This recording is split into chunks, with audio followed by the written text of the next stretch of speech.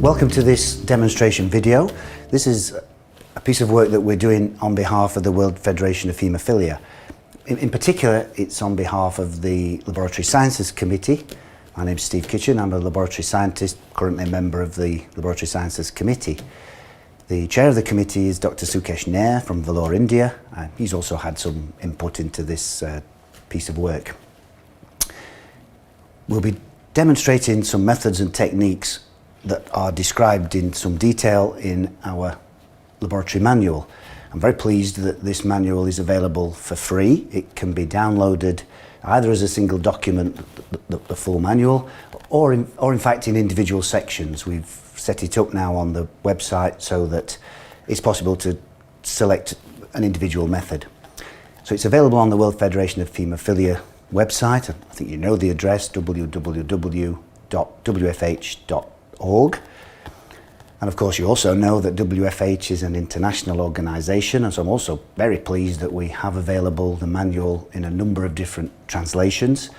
It's available again through the website in Spanish, in French, Arabic, Russian and Chinese. So everything that we'll be talking about is described in some detail in the laboratory manual.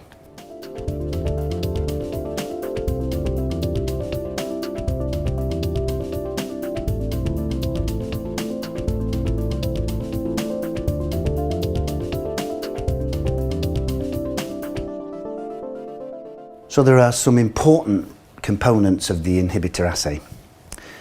Probably the single most important reagent is the source of factor VIII that we will use in the test. There have been a number of versions of the factor VIII inhibitor assay available to us for a number of years now, and historically the most widely used techniques have used plasma, pooled normal plasma, as a source of factor VIII. Historically, a number of centres used factor VIII concentrate, and if it's a concentrate that's used in the assay, then it's essentially an Oxford assay. Not widely used. The most frequent currently used assays employ plasma as a source of factor VIII. And in fact, the recommendations in the WFH laboratory manual, for example, and elsewhere, national guidelines, recommend use of pooled normal plasma as a source of factor VIII. For many years, the assay that was used was the conventional Bethesda assay, described originally in the mid-70s, Carol Casper and colleagues.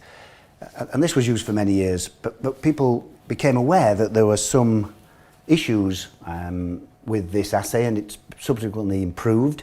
And so the current recommendations from ISTH, SSC, and again also in the WFH laboratory manual, are to use a modification of the Bethesda assay. And the modification was described by colleagues in the Netherlands, in Nijmegen, and the name of the assay, Nijmegen modification of the Bethesda assay. So this is the recommended technique to use. So how does this differ? How is the Bethesda constructed, and what's in the Nijmegen modification? Both the Nijmegen and the original Bethesda, again, use pooled normal plasma as a source of factor VIII. The difference is that the Nijmegen modification recognised and described the importance of buffering the factor VIII. Buffering so that the factor VIII is protected. If we place plasma, including factor VIII, in a water bath at 37, we will progressively lose factor VIII over time from that plasma. It will happen by breakdown, by degradation, even in the absence of inhibitor or antibody. If we buffer the factor VIII, this protects the factor VIII better during that period so that the loss is much slower in the absence of added inhibitor or the presence of inhibitor. So if we don't have an inhibitor or antibody present, we still lose factor VIII, but that loss is much slower if we buffer the factor VIII to protect it. The detail of the Nijmegen modification, the technique for buffering, involves addition of a imidazole buffer to the plasma. And that's been carefully demonstrated in the publications. Actually, there are a number of ways to buffer pooled normal plasma, and it's highly likely that many of these other methods of buffering provide similar protection. And so I think the important thing is to use a plasma which has been buffered in some way. So if we incubate pooled normal plasma in a water bath at 37, there will be some minor loss of factor VIII. What we need to know in order to look for the presence of an antibody in a patient sample is whether or not adding that patient sample, with or without antibody, when we add that to pooled normal plasma and incubate in the water bath, do we see additional loss of factor VIII over and above the amount of factor VIII that would be lost simply by natural degradation? If we've got additional loss, it's caused by the presence of antibody inhibitor. And so this is the principle of the technique. We need some way to control for the loss of factor VIII over that incubation, since, as we've mentioned, there is some loss in the absence of antibody. So we need a control to control for this non-antibody related loss. So one of the important components of the assay is a control mixture. In the original Bethesda assay, the control mixture was an equal volume of pooled normal plasma mixed with assay buffer. Could be Auron's buffer, could be imidazole buffer, the buffer that's used in factor VIII assays. So 1 part pooled normal plasma, 1 part buffer. That's the original Bethesda. The Nijmegen modification also introduced a second change. First change, the pooled normal plasma is buffered. Second difference, second change, when that controlled mixture is constructed, it's a mixture of pooled normal plasma, not with buffer, but now instead with factor VIII deficient plasma.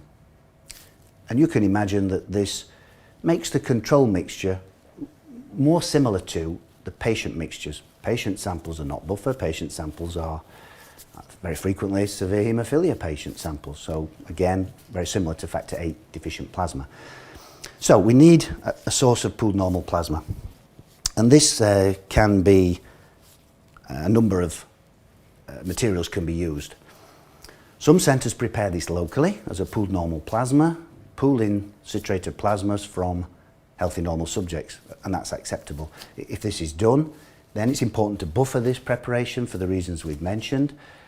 We've got a method described in the laboratory manual, the WFH laboratory manual, in which that buffering is performed using a Heapes buffer. And the recipe and details are all, again, in the manual. I'd refer you to that. So that can be used. If that's prepared locally, then it can be stored in aliquots deep frozen. If so, it should be stored at an adequate temperature. -20 freezers, in particular domestic grade -20 freezers, absolutely unacceptable. Very frequently these will have automatic defrost cycles, the temperature of the plasma will raise, there'll be partial thawing, and this can really compromise the plasma that's stored in this way. So it's really important that the pooled normal plasma, if it's deep frozen, should be stored at a sufficiently low temperature. -35 will be adequate for at least 3 months, could be as much as 6. -50, -70, -80, then we'll get stability for at least 2 years, and of course that's an important advantage. We don't need to make the pool quite so frequently. So frozen local plasma is acceptable, it should be buffered. Many centres are currently using an alternative source of buffered normal plasma.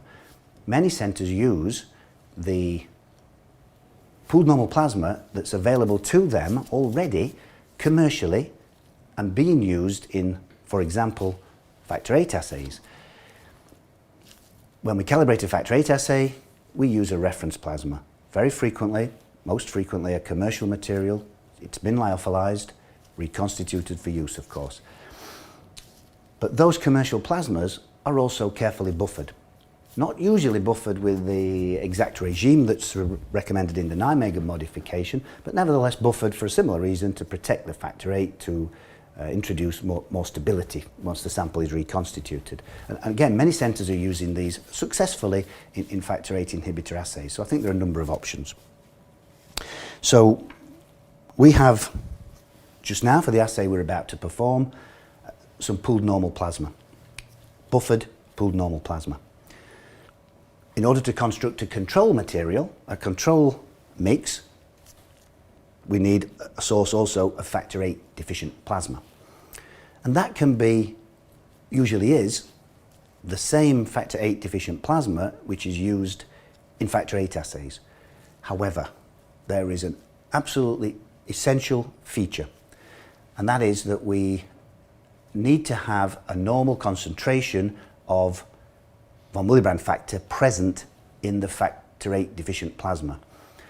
There are a number of studies which have shown the results which we obtain in factor VIII inhibitor assays are influenced by the presence or absence of VWF in the factor VIII deficient plasma. So I think it's important that that's present in this particular setting.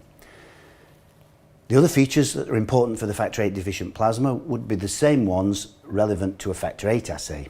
So in other words, it must be completely deficient in factor VIII, less than 1 international unit per deciliter, less than 0.01 international units per mil if you prefer. It should completely lack factor VIII. It's absolutely essential, of course, that it does not contain any inhibitor. We know that many factor VIII deficient plasmas, commercially available factor VIII deficient plasmas, many of these are constructed from normal plasma by immunodepletion. The manufacturer uses an anti-factor VIII antibody to remove factor VIII from normal plasma. This is a typical mechanism for creating factor VIII deficient plasma. And there have been reports that rarely the antibody used has found its way into the final material, so that the factor VIII deficient plasma contains some residual inhibitor. And this is completely inappropriate for use either in a factor VIII assay or what we're now discussing in a factor VIII inhibitor assay. I think that would be obvious. So should absolutely no inhibitor presence important. The other feature, of course, is the deficient plasma should contain normal concentrations of the other clotting factors relevant to a factor VIII assay. At the end, as you'll see, at the end of the inhibitor assay, we need to make a factor VIII assay. So the factor VIII deficient plasma, particularly there, should have normal concentrations of the other relevant clotting factors, contact factors, factor 12, 11, 9, 10, 5, prothrombin, fibrinogen. So that's the factor VIII deficient plasma. We have a test sample that we'll be using to demonstrate the assay. Just as for any other assay in hemostasis, we need some evidence. We need some evidence that the factor VIII, that the assay has been successful. And where do we get this? We get this most importantly from our quality control sample. It's really important to include a QC sample, a sample for which we know the level of inhibitor in advance. This should be included in the assay, and only if we obtain a result within our expected target, only if this occurs, can we safely release the test results for patient management purposes, just the same as for every other test. We did a survey of centres performing factor VIII inhibitor assays through one of our proficiency testing programs, and we noticed that a number of centres were not at that time including an IQC material, and I think that's a bad mistake in my opinion. It's absolutely essential to do so. So we have a QC sample. So we'll be preparing a series of mixtures, a control mixture, pooled normal plasma with factor VIII deficient plasma, an IQC mixture, the same pooled normal plasma with some of the IQC material, and some test plasma mixtures. Test plasma plus the same pooled normal plasma. So there are a number of things we need to think about when we are selecting and selecting dilutions to construct this assay. There are a number of things we need to keep in mind. In particular, we need to think, what is the level of inhibitor that we anticipate in the test sample? Sometimes we have some information that gives us some clue about this. Often we don't. Sometimes when we're performing an VIII inhibitor assay, it's to confirm what we believe and anticipate that actually no antibody is present. Perhaps it's a screen as recommended in a number of guidelines. It's a check prior to important surgery, for example. So we may not expect to find an inhibitor in such a sample, but we need to confirm that it's not present.